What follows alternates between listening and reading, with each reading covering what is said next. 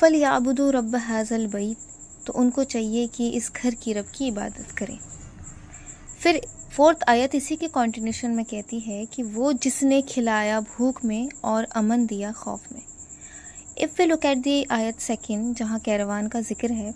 پہلا جو ورڈ ہے وہاں پہ وہ شتا کا ہے، رحلت شتا۔ شتا کا مطلب ہوتا ہے ونٹر، اور ونٹر میں عرب میں یہ مسئلہ تھا کہ بہت زیادہ کم اریگیشن ہوتی تھی، جس کی وجہ سے فوڈ سپلائی کا شارٹیج ہوتا تھا، تو بھوکمری کا کنڈیشن ہے بیسیکلی۔ اور وہاں پہ لیکن قریش کو ساری پروویژن ملتی تھی، کیونکہ وہی جو الاف ہم پڑھ چکے ہیں اس کی وجہ سے۔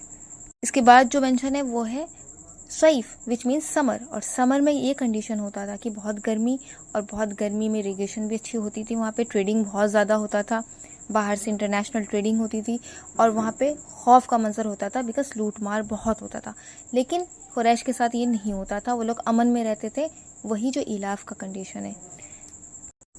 2 آیا اینڈ 4 آیا میں بڑی سملیرٹی، اللہ نے اس کو بڑا پیٹرن سے ڈیزائن کیا ہے کہ پہلے اللہ تعالیٰ نے 2 آیا میں چونکہ ونٹر کا ذکر کیا ہے، تو ونٹر میں ہونے والے مسئلے، اریگیشن پرابلم، سپلائی پرابلم، تو اسی کو اللہ نے بھوک میں